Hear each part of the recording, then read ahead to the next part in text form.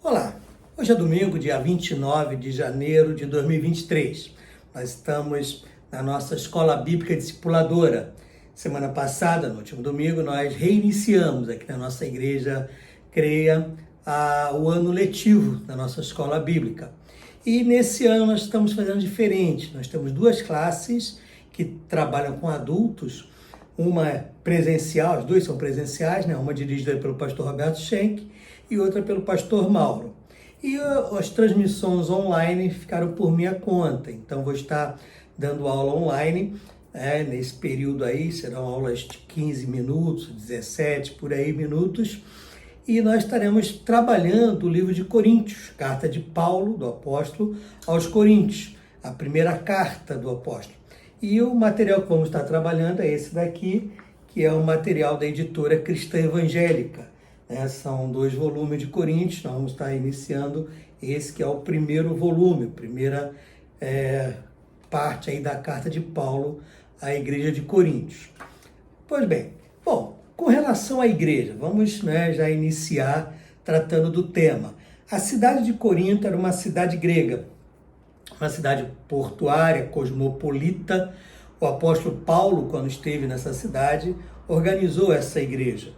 E como era uma cidade, como ainda hoje, cidades assim cosmopolitas, portuárias, há um afluxo grande de pessoas.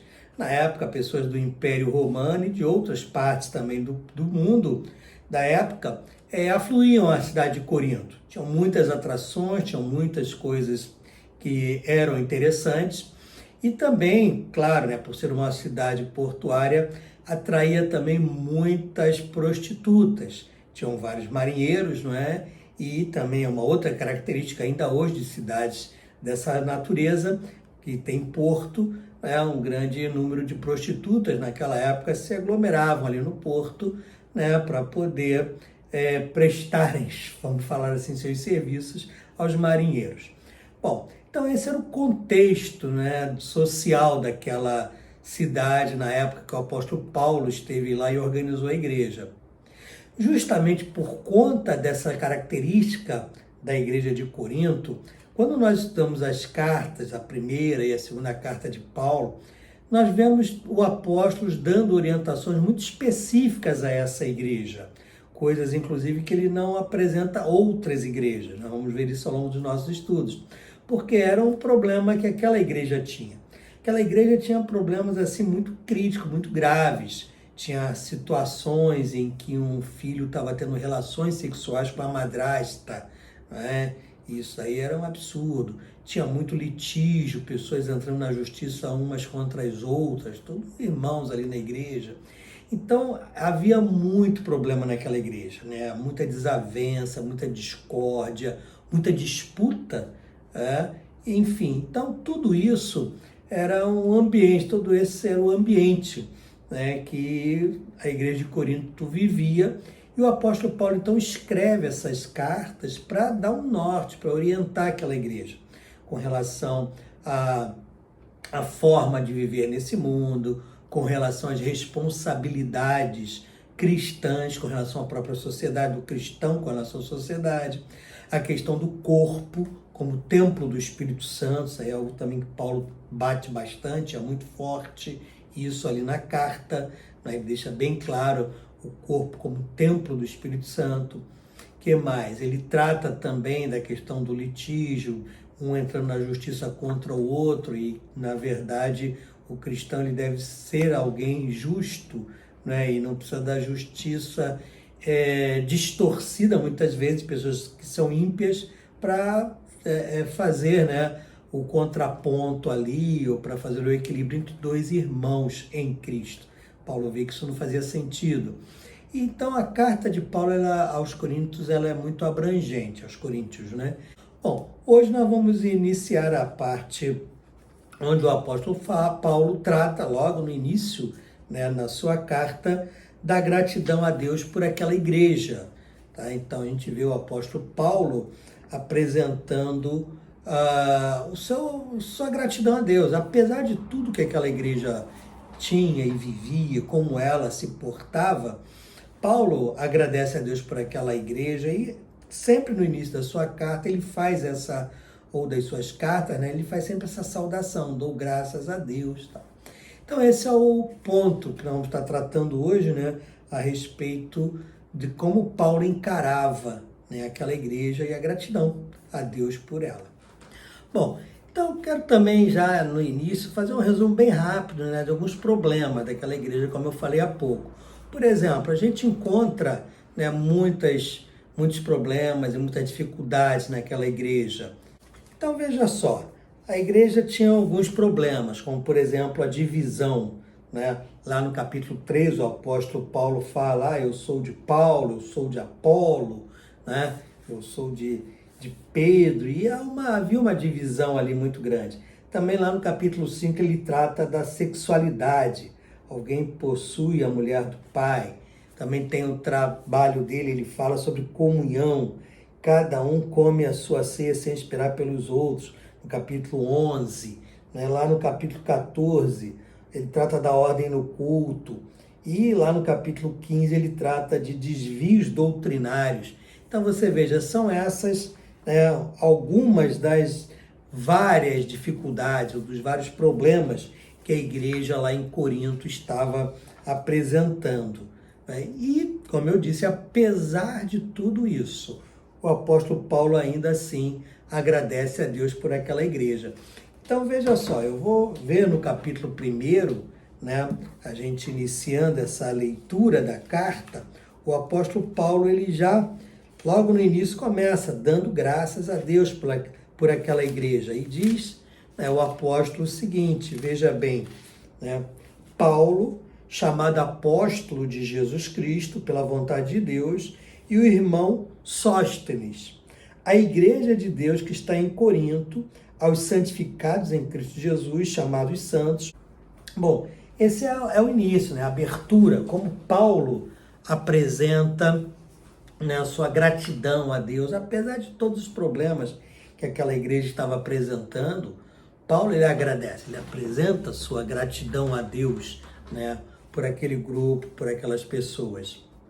Então veja, o apóstolo Paulo, né, na sua saudação, ele apresenta, né, a igreja e saudando aquela igreja, Paulo destacou algumas das suas características observadas do ponto de vista de Deus, do ponto de vista divino.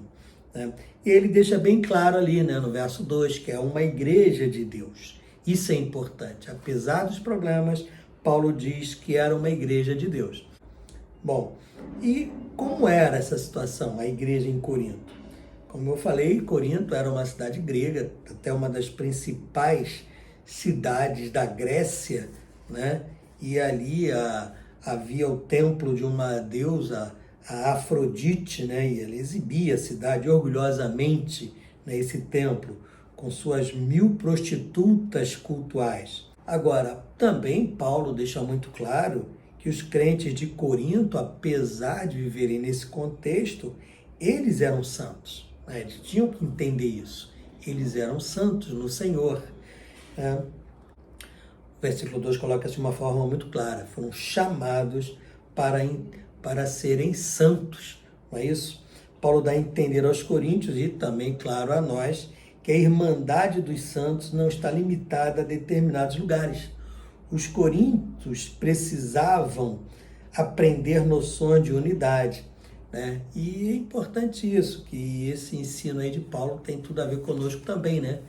Nós precisamos aprender lições de humildade e de unidade. E dentro daquele contexto de uma cidade nada santa, os cristãos tinham que ser santos no meio daquela sociedade corrompida e ímpia, né? Uma outra verdade que a gente depreende aí do verso 2 ainda é que a igreja é de todos que estão em todo lugar. Né? A igreja é de todos nós e em todo lugar. Paulo vai desenvolvendo o tema da carta, saudando. Uma outra verdade que ele apresenta no versículo número 3, quando ele saúda a igreja. Né? Então o apóstolo Paulo ele diz lá claramente no versículo de número 3 o seguinte: a graça e paz da paz de Deus nosso Pai e do Senhor Jesus Cristo, sempre dou graças ao meu Deus por vós, pela graça de Deus que vos foi dada em Cristo Jesus. Embora a saudação obedeça à fórmula convencional grega e hebraica, devido à inclusão das palavras com que os gregos e os judeus se saudavam, né, que era graça, caris, né, e paz, que é shalom, o seu conteúdo é cristão, porque Paulo acrescenta a origem de onde elas emanam. As duas procedem do Pai e do Filho. A graça é a fonte de toda a bênção que Deus dispensa aos santos. A paz, ela é o resultado produzido na vida de quem recebe a graça divina. Então, veja, é uma carta muito especial, já inicia ali, dando essas apresentações, essas saudações de maneira muito direta e muito clara. Uma outra verdade é com relação à dádiva da sua graça, Versos 4 a 7, o apóstolo Paulo, ele diz o seguinte, veja: sempre dou graças ao meu Deus por vós, pela graça de Deus que foi dada em Jesus Cristo. E diz ele ali ainda, Verso 5, porque em tudo fostes enriquecidos, nele em toda a palavra e em todo o conhecimento, como foi mesmo o testemunho de Cristo confirmado entre vós, de maneira que nenhum dom vos falta, esperando a manifestação de nosso Senhor Jesus Cristo. Então aí Paulo já faz uma apresentação sobre a questão dos dons e apresenta a igreja, que nenhum dom faltava a essa igreja, Isso era algo muito relevante. Então, quando Paulo trata aqui da dádiva, da sua graça, quer dizer, a graça é uma dádiva, é um presente que nós não merecemos, mas Deus nos deu, O apóstolo atribui a Deus, a graça de Deus, todas as bênçãos espirituais que a igreja de Corinto havia recebido. A graça encontra-se em Cristo, isso é importante a gente entender. Somente por seu intermédio é concedida aos filhos de Deus. Importante isso, que por meio da graça somos salvos, sustentados na carreira cristã, capacitados para o ministério. Então veja que tudo se resume à graça de Deus. São presentes que nós não merecemos, recebemos de Deus, como os dons do Espírito Santo, é a salvação, que é o maior deles, mas não merecemos, mas é graça, é favor imerecido. E aí Paulo trata de alguns aspectos aqui, Ele fala de estarmos enriquecidos na palavra, enriquecidos no conhecimento, com o testemunho confirmado e capacitados por meio dos dons. Veja, 4 coisas que Paulo destaca aqui, Enriquecidos na palavra, enriquecidos no conhecimento, com o testemunho cristão confirmado, isso é muito importante, e capacitados por meio dos dons do Espírito Santo. Então, essa é a visão que Paulo passa aos coríntios sobre o que eles eram em Cristo, o que a igreja era.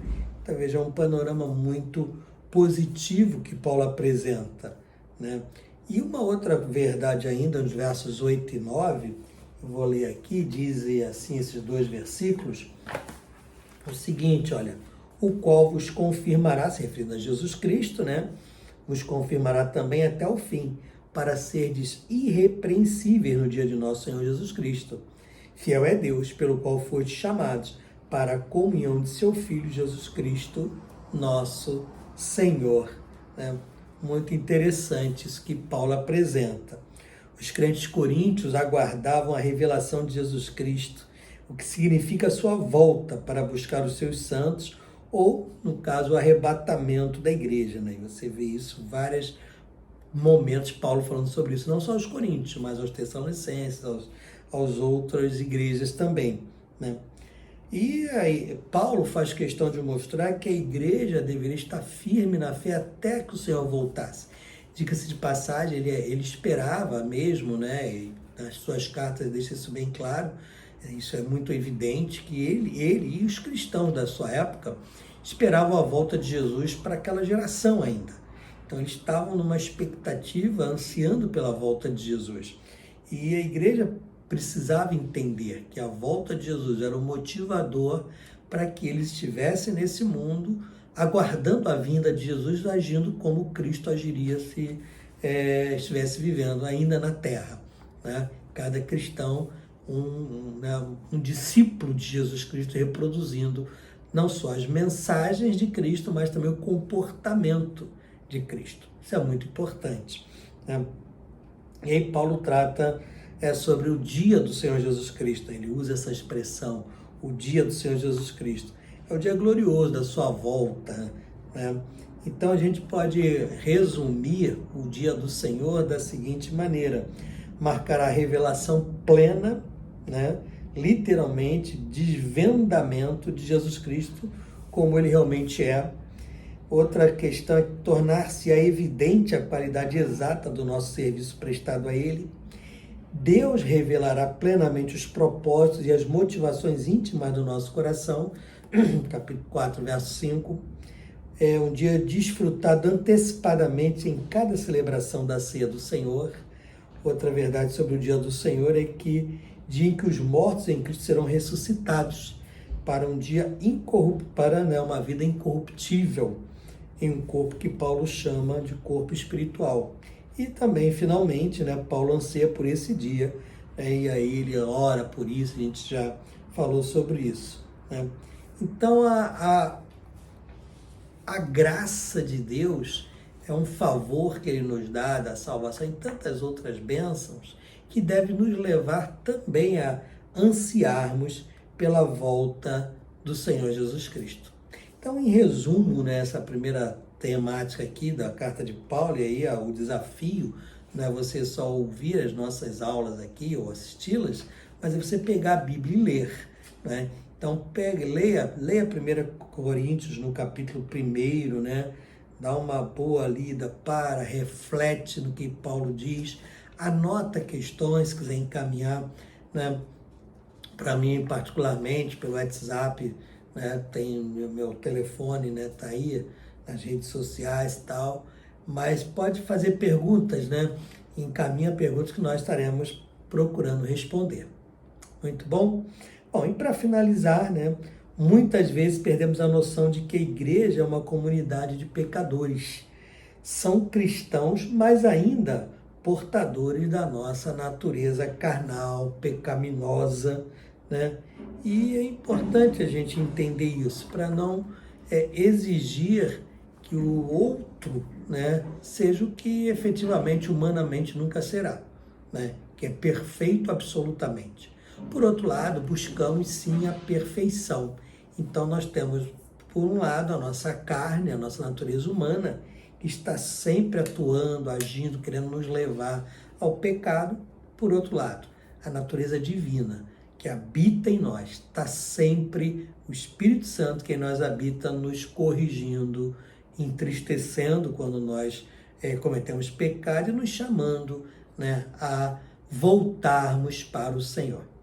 Que Deus te abençoe, né? E como eu disse, leia a palavra de Deus, leia Coríntios. Se tiver dúvida, encaminhe as perguntas que com certeza estarei procurando responder todas com muito prazer. Até a próxima semana, o próximo estudo.